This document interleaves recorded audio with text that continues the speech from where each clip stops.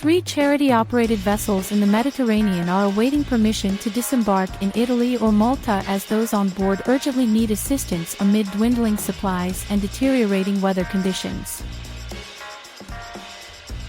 The ships, operated by Doctors Without Borders, MSF, SOS Mediterranee, and SOS Humanity, have been at sea for more than a week, transporting almost 1,000 people in total.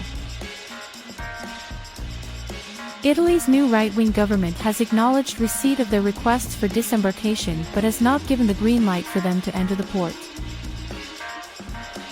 The latest request was made yesterday evening, but we received no response, Riccardo Gatti, MSF team leader aboard the NGO Barents, told Al Jazeera via video message.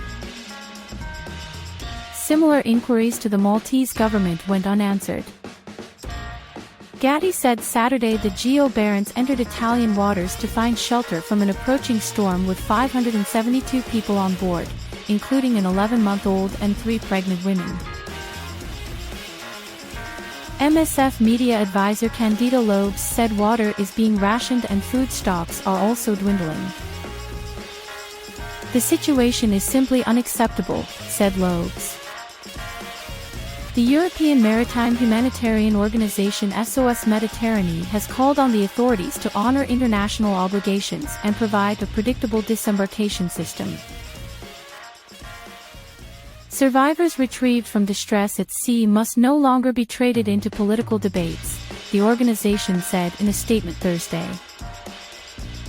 Elisa Brivio, spokesperson at SOS Mediterranee, told Al Jazeera that there were 234 people on board the Ocean Viking ship, including 40 unaccompanied minors.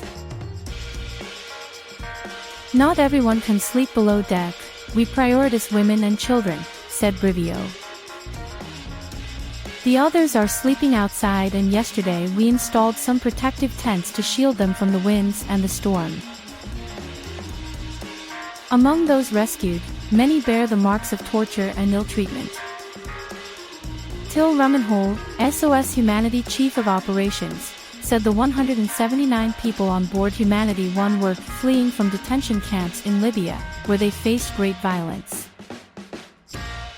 If no country offers a security post, they could be pushed back into international waters. This would be a clear breach of international law and the Geneva Convention, Rumenhol told Al Jazeera. It's their human right to apply for asylum and seek safety. Italy last month formed its first far-right government since the end of World War II, with Giorgia Meloni becoming the first woman to become prime minister.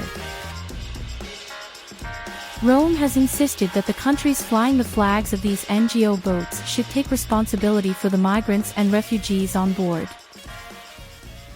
The Norwegian-flagged Ocean Viking and NGO Barents and the German-flagged Humanity 1 were prevented from docking, while Italian patrols, including one of 456 people that arrived in Calabria on Thursday, were allowed to disembark.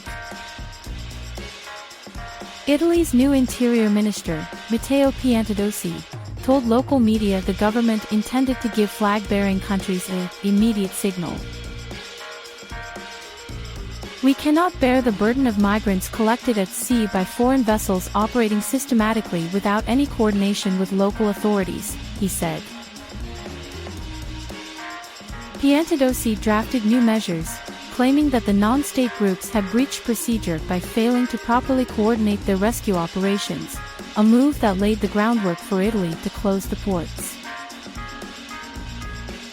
Charities have denied evading procedures, saying it's their duty to rescue people in distress at sea. The German embassy this week urged Italy to provide swift help, saying NGO ships made an important contribution to saving lives at sea.